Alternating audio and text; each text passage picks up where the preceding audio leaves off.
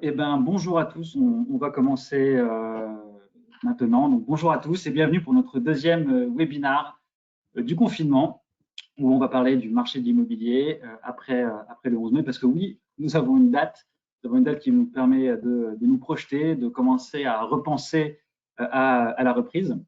L'idée aujourd'hui, c'est de discuter justement de cette reprise et de discuter comment est-ce que les différents acteurs du marché, comment est-ce que les acheteurs, comment est-ce que les vendeurs se projettent dans ce nouveau moment. Qu'est-ce qui va se passer après le 11 mai? Et sans faire trop de teasing et sans trop dévoiler ce qu'on va vous raconter dans le webinaire, et parce qu'il y a déjà pas mal de choses dans le titre, effectivement, c'est surtout le comportement des acheteurs qu'il va falloir scruter de manière très proche après le 11 mai, puisqu'ils sont en train d'anticiper des baisses de prix. Et ça va être assez intéressant de voir ce qui va se passer. Alors aujourd'hui, je serai accompagné de Barbara.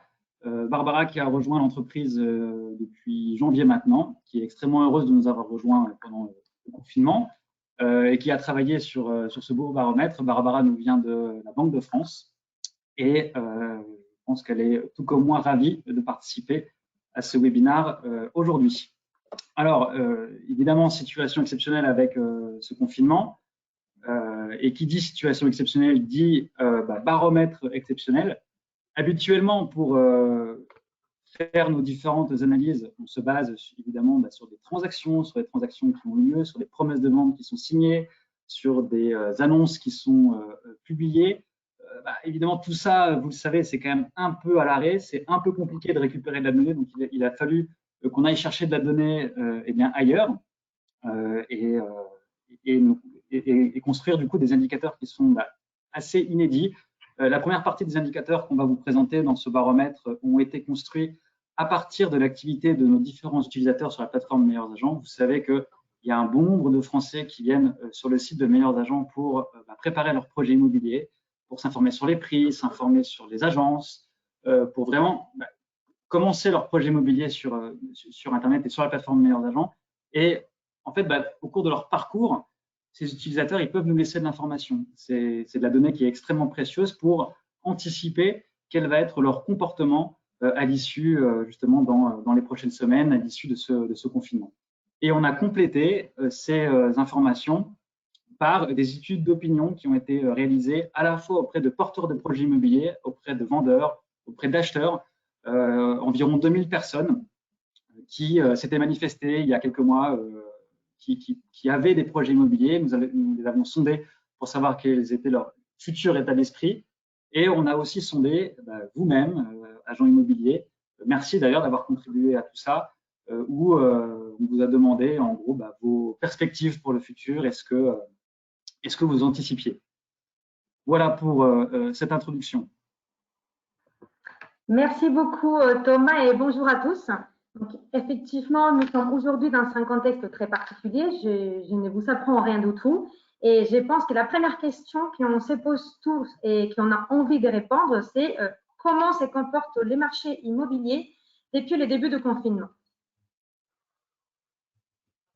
Eh bien, la réponse, et ça c'est clair, je pense que vous le savez tous très bien parce que vous êtes au cœur du métier et au cœur du marché. Les marchés de l'immobilier est toujours à l'arrêt. Et aujourd'hui, ce que nous allons vraiment essayer est de quantifier l'arrêt et vous donner donc quelques éléments pour vous clarifier. Premièrement, premier chiffre à retenir, nous observons une baisse de 75% dans le nombre de promesses de vente signées depuis le début du confinement, c'est-à-dire 3/4 du marché qui n'a pas eu lieu. Pour vous expliquer un petit peu plus ces chiffres-là, certains d'entre vous, ou même la plupart d'entre vous le savent, nos agences partenaires aujourd'hui nous font remonter de l'information sur le nombre de transactions qui ont été des promesses d'achat et des promesses de vente qui ont été signées les jours. Ce qui nous permet de réaliser un suivi du marché au quotidien. Et c'est bien cela qu'on vous représente ici dans ces graphiques. La ligne bleu clair représente les nombres de promesses de vente signées depuis le 1er octobre 2019, l'évolution de ces nombres de promesses de vente signées. Donc, comme vous pouvez très bien constater, depuis le début du confinement, nous observons une forte chute dans les nombres des promesses des ventes signées, ce qui correspond à ces moins 75% que je vous ai anticipés. Compte tenu du fait que le confinement a lieu à une période très particulière de l'année, qui est donc les printemps, et que vous savez très bien parce que vous connaissez très bien le métier, est la période la plus dynamique de l'année pour le marché immobilier. Sachant ça et sachant que l'année 2020 était aussi partie pour atteindre les millions de transactions à l'image de ce que nous avons connu l'année dernière en 2019, aujourd'hui, nous estimons que l'arrêt du marché a déjà coûté ou déjà empêché la réalisation des 120 000 transactions depuis le début du confinement. Forcément, une partie de ces transactions-là pourront se reporter dans le temps, et là-dessus, on va vous montrer un certain nombre d'éléments plus tard. Mais voilà, chiffre à retenir, moins 120 000 transactions qui n'ont pas pu être réalisées depuis le début du confinement. Alors, le corollaire de ça, c'est évidemment ce chiffre et ce manque d'activité, il se ressent dans les annonces immobilières, où là, le chiffre, c'est qu'aujourd'hui, on constate qu'il manque 66% d'annonces de mise en vente, de nouvelles annonces par rapport à un rythme habituel. Donc, deux chiffres, effectivement, à la fois sur les transactions, enfin sur les promesses de vente et à la fois sur les annonces, qui témoignent de ce ralentissement qui est très fort, ralentissement que, évidemment, vous connaissez et que l'on partage, puisque vous nous avez déclaré que la moitié des agences immobilières, en tout cas la moitié des agences qui nous ont répondu à notre sondage, ont déclaré avoir cessé totalement leur activité, où seul le directeur de l'agence, en gros, continue de maintenir une activité. Donc, un marché effectivement complètement à l'arrêt. Effectivement, le marché est à l'arrêt, comme on peut constater par ces chiffres qu'on vient de vous présenter, mais quand même restons positifs parce que nous avons déjà une date de déconfinement qui est les 11 mai et qui nous permet, donc, nous fait attendre une reprise d'activité, un redémarrage des visites, etc. Donc, à ce stade-là, la vraie question est qu'attendre du marché à partir du 11 mai. Et là-dessus, les notaires de France prévoient un rebond technique. À compter d'où même 11 mai. Ceci serait expliqué par tous ces projets qui étaient déjà très avancés avant la mise en place du confinement, donc avant le 17 mars, et qui ont déjà eu le financement qui a été accepté et pour lesquels il ne manquerait que la signature des bons notaires pour être finalisés. Tous ces projets-là, nous attendons qu'après cette pause, ils soient finalisés après les 11 mai, et ce qui expliquerait ces rebonds techniques. Et donc, la bonne nouvelle, c'est que ces constats est confirmé et par vous-même, puisque dans le sondage que nous avons réalisé parmi vous, plus de 80 des agences qui ont été enquêtées affirment qu'aucune ou très peu des promesses des ventes qui avaient été signées avant le début du confinement auraient été annulées. Alors, sans casser la bonne ambiance générale autour de cette reprise, elle s'annonce quand même pas hyper dynamique. Et pourquoi est-ce qu'on dit ça? Alors, certes, d'un côté, les Français, les vendeurs, les acheteurs sont assez confiants, car ils sont 90% parmi ceux qui nous avaient déclaré anciennement un projet immobilier, ils sont 90% à reprendre leur projet. Donc, ce qui est plutôt un très bon chiffre, hein, encore une fois, le marché immobilier est un marché de confiance. Ce chiffre témoigne du fait que les gens ont envie de continuer leur projet. Mais ils ont envie de continuer, mais ils vont être un peu attentistes et ça, il va falloir s'y attendre dès la sortie du confinement. 40% d'entre eux nous remontent vouloir attendre quelques mois, quelques semaines, quelques mois avant de reprendre. Et parmi les craintes qui pourraient les ralentir en fait dans leur démarche et qui pourraient, on va dire, éroder leur confiance, en fait, il y en a deux principales. La première, c'est autour des prix.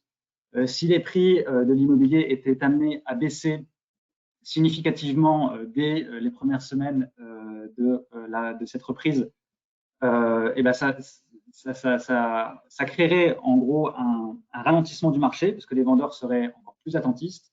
Et l'autre crainte aussi, c'est le comportement des acheteurs, où là, les vendeurs en fait redoutent une diminution assez significative du nombre d'acquéreurs.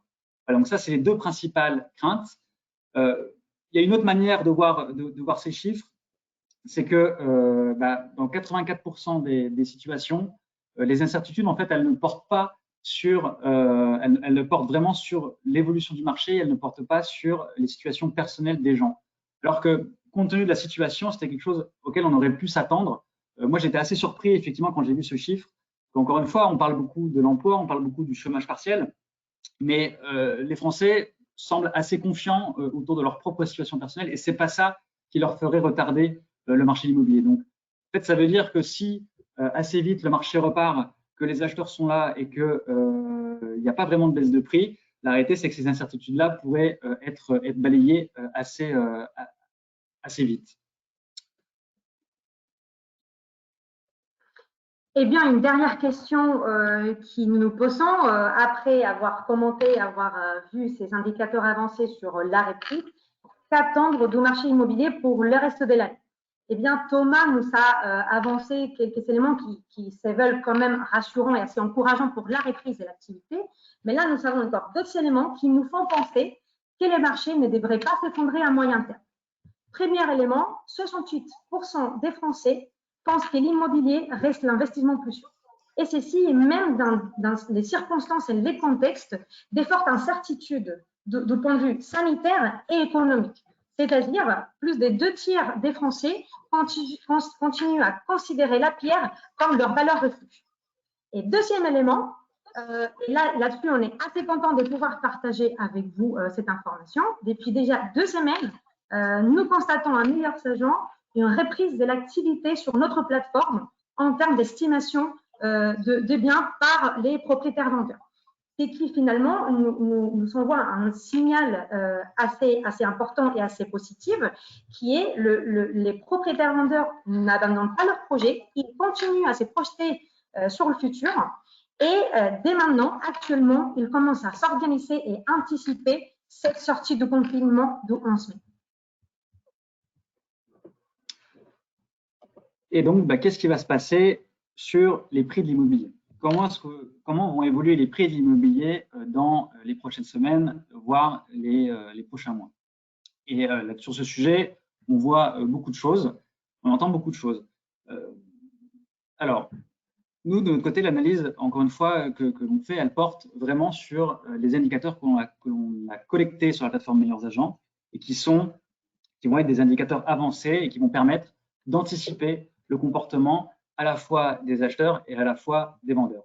La première chose qui ressort on va dire l'information assez importante qui ressort de ces indicateurs-là, c'est que les acquéreurs anticipent une baisse de prix qui est de l'ordre de 10%. Et 10% sur le marché, vous le savez bien, c'est quand même assez fort en termes de baisse de prix. On n'a pas connu beaucoup de baisses de prix de l'ordre de 10% dans notre histoire. Alors pourquoi est-ce qu'on avance un tel chiffre? Vous savez que, donc encore une fois, il y a beaucoup de personnes qui viennent sur le site. C'est 2 millions de meilleurs agents, c'est 2 millions de visiteurs uniques tous les mois. C'est des vendeurs, c'est des acheteurs qui viennent s'informer sur le marché, qui viennent s'informer sur les prix. Dans le parcours d'estimation, à la fin, quand on donne un prix, quand on va donner l'estimation du bien estimé par les vendeurs et les acheteurs, on demande à chaque utilisateur leur perception vis-à-vis du prix qu'on vient d'afficher. On leur demande s'ils pensent que le prix est trop bas ou si le prix est trop élevé, etc. Dans un marché, on va dire, classique, on voit toujours les vendeurs, et vous connaissez ça par cœur, évidemment, les vendeurs pensent toujours que leur bien, c'est le plus beau, ils ont fait des petits travaux, etc. Ils ont une valeur, ils ont une attache sentimentale envers ce bien qui crée un petit biais à la hausse. Pour les vendeurs, le prix qu'on va afficher sur le site de Meilleurs Agents, il est toujours trop bas. Et pour les acheteurs, c'est un peu différent. En fait, pour les acheteurs, le prix qu'on affiche sur le site de Meilleurs Agents, en fait, il est toujours trop haut. Et donc, ce comportement, en fait, c'est ces biais qui sont classiques en tant que, en fonction peut-être qu'on soit vendeur ou qu'on soit acheteur. En fait, on les a tracés sur cette courbe-là. Vous les voyez là. Ça, c'est les différentes perceptions en bleu des vendeurs, en rouge ici des acheteurs depuis le début de l'année 2020. Et en fait, on voit que dans un marché, on va dire normal, eh ben, on observe évidemment ces biais, 5%, les vendeurs estiment qu'en moyenne, les prix sont, leur prix de leurs biens sont 5% plus élevés, alors que les acheteurs vont estimer que le prix du bien qu'ils sont en train d'estimer est 5% plus bas. Et donc, on voit que les différentes perceptions des vendeurs et des acheteurs se tiennent en fait dans un mouchoir de 10%, dans un marché qu'on va dire classique. Et ce mouchoir de 10%, en fait, fait que le marché se fait, l'offre et la demande se rencontrent. Et d'ailleurs, vous, agent immobilier, vous y contribuez, vous les faites atterrir sur les prix, vous les faites se rencontrer correctement. Voilà. Et il n'y a pas de grande négociation. Et d'ailleurs, c'est ce qu'on a vécu ces dernières années avec l'évolution du marché tel qu'on la connaissait. Qu'est-ce qu'on constate depuis le confinement? Depuis le confinement, on voit que les vendeurs ne changent pas du tout de perception, c'est-à-dire qu'ils pensent toujours que leur bien, c'est le plus beau et qu'il est toujours 5% au-delà de notre estimation. Alors que les acheteurs, eux, en fait, ils anticipent plutôt une baisse de prix. Et ce qu'on voit, c'est qu'on a un fossé qui se creuse entre la perception à la fois des vendeurs sur le prix et la perception des acheteurs. Et une baisse qui est assez conséquente puisqu'on voit que les acheteurs par rapport à, on va dire, un marché normal ont décroché de 10 points. Donc c'est pour ça que l'on dit que les acheteurs anticipent une baisse de 10%. Alors, c'est une anticipation des acheteurs. Nous ne sommes pas en train de dire que le marché va perdre 10%. Et d'ailleurs, et c'est ça qui est très intéressant, c'est est-ce que les acheteurs vont réussir à imposer un tel rabais? Et c'est là où il faut avoir en tête quand même qu'avant cette crise sanitaire, on avait un rapport de force entre l'offre et la demande qui était extrêmement favorable aux vendeurs. Parce que pour un bien en vente, il y avait énormément d'acheteurs qui étaient en compétition. Et c'est vraiment ça qui a fait monter les prix ces dernières années. Des acheteurs qui étaient portés par des conditions de crédit, qui voulaient profiter de ces conditions de crédit et qui étaient… et c'est ça qui a provoqué ces dynamiques sur les prix, c'est ce marché qui s'est fait presque sans négociation, etc. C'est ça qu'on a constaté ces dernières années. Et ce qu'il faut avoir en tête, c'est que après le 11 mai, c'est pas, on a une réponse assez symétrique, et d'ailleurs c'est assez étonnant, mais c'est très symétrique entre les acheteurs et les vendeurs qui vont reprendre leur projet immobilier. La moitié des acheteurs et la moitié des vendeurs nous ont déclaré reprendre leur projet immobilier dès la fin du confinement. Donc, ça va être extrêmement symétrique. On va vraiment avoir un statu quo dans ce rapport de force entre l'offre et la demande. Alors, et donc là, il va y avoir deux finalement scénarios. Donc, quand on est vendeur, soit on est vendeur dans une zone qui n'est pas forcément très tendue et surtout on est pressé. Et là, dans ce cas-là, on va être obligé en tant que vendeur d'accepter ces négociations et ces baisses de prix imposées par les acheteurs. Et de l'autre côté, on va avoir dans des marchés qui vont être plus tendus, ou face à des vendeurs qui sont moins pressés, des acheteurs qui vont peut-être tenter effectivement ces baisses de prix, mais qui vont voir leur offre se faire passer devant parce que il y aura des acquéreurs qui seront moins gourmands et qui du coup obtiendront le bien. Donc il y a un risque côté acheteur de trop négocier et de se faire prendre son bien par une autre offre qui serait plus alléchante. Donc ce statu quo, finalement, entre le rapport entre l'offre et la demande, va quand même apporter une baisse modérée des prix. Pourquoi? Parce que quand même, ce fossé entre ces différentes perceptions, ça va quand même créer un allongement des délais de vente, un allongement des négociations qui vont être plus âpres, plus dures. C'est ça qui était à attendre de la sortie du confinement. Quand on voit ces perceptions côté acheteur, il est évident que ça va un peu, la machine va un peu va être vachement ralenti, va être beaucoup ralenti, et c'est vraiment les perceptions des acheteurs qui vont créer ça. Et on l'a vu, plus ce phénomène-là va durer longtemps, plus les vendeurs vont retarder leur mise en vente. Et donc potentiellement, ça va créer de l'incertitude, et c'est ça qui va vraiment faire mal à la reprise. Ce qui est du coup à anticiper, c'est une baisse assez significative du volume de transactions. La dernière fois, lors du dernier webinaire, on parlait de 100 à 200 000 transactions en moins. Là, on sait déjà que c'est 120 000 transactions qui ne se sont pas réalisées. Là, notre chiffre serait quand même un peu plus en hausse. On serait, à mon avis, plus vers 200 000, un peu plus, voire de transactions qui seraient en moins sur l'année 2020. Et évidemment, une baisse des prix plutôt modérée et qui serait aussi en fonction des zones et de ce qu'on s'est dit sur le comportement des vendeurs. Donc, tout ça devrait contribuer à une reprise plutôt modérée courant courant 2020, avec une année marquée par une forte baisse du volume de transactions, parce que quand on parle de 200 000, voire un peu plus de transactions en moins, c'est quand même un chiffre assez significatif quand on est sur un rythme à 1 million de transactions par an, et une baisse des prix qui devrait être modérée compte tenu, encore une fois, du comportement des acheteurs dans les prochaines semaines. Et donc, pour conclure, Barbara, je te laisse conclure. Très bien, merci. Donc, effectivement, comme Thomas a avancé, il vous a expliqué, nous attendons une reprise modérée dans l'année, mais effectivement, la vitesse de cette reprise, elle va fortement dépendre de la levée des incertitudes qui portent sur les fondamentaux du marché. Et là-dessus, nous avons plusieurs questions face à nous. Par exemple, quel sera l'état de l'emploi après la crise sanitaire? Est-ce que les mesures de gouvernement vont réussir à freiner ou empêcher la faillite des entreprises françaises? Ou encore, du côté du crédit, nous avons plein d'inquiétudes autour du taux d'intérêt. Est-ce que les taux d'intérêt vont augmenter ou pas? Mais pour nous, la vraie question n'est pas autant portée sur les taux d'intérêt, mais plus sur l'accès au crédit. Est-ce que les banques vont durcir les conditions d'octroi de crédit dans les mois qui arrivent? Et c'est ça la vraie question concernant le marché du crédit. Et encore du côté du ménage, est-ce que les ménages français vont réussir à retrouver pleinement leur confiance dans les marchés immobiliers? Et là-dessus, nous vous avons quand même montré certains éléments qui nous laissent penser que oui, que la confiance est là et qu'on devrait répondre. Mais encore, nous avons un bout de chemin à parcourir avant d'avoir des réponses certaines à ces questions. C'est qui, pour conclure, on veut des indicateurs avancés qu'on vous a montrés.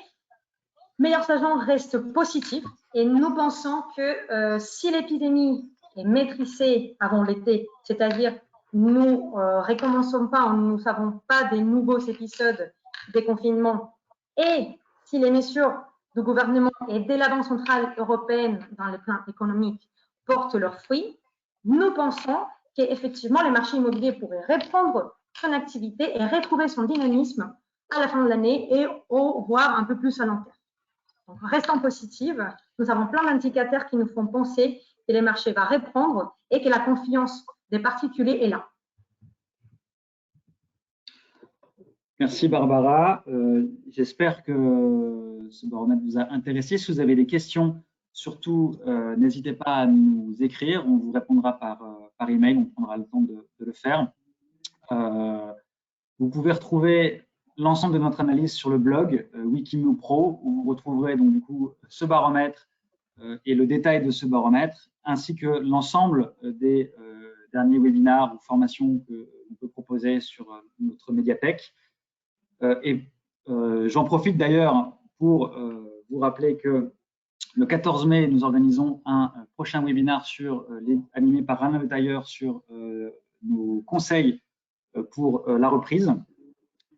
Et je crois que j'ai encore 2 slides, et notamment pour vous demander de répondre au questionnaire en ligne qui s'affichera en fait au moment où vous allez fermer ce webinaire. Vous allez cliquer sur le petit bouton fermer, et là c'est un nouvel onglet qui va apparaître. C'est pas de la publicité, c'est un petit questionnaire de satisfaction, et nous serions ravis que vous puissiez répondre à ce questionnaire et nous dire ce que vous avez pensé de ce webinaire. Voilà. Nous vous souhaitons une excellente fin de journée. Nous vous souhaitons une excellente préparation de déconfinement et une excellente reprise après le 11 mai. Voilà. Et à très bientôt. Au revoir. Merci, au revoir.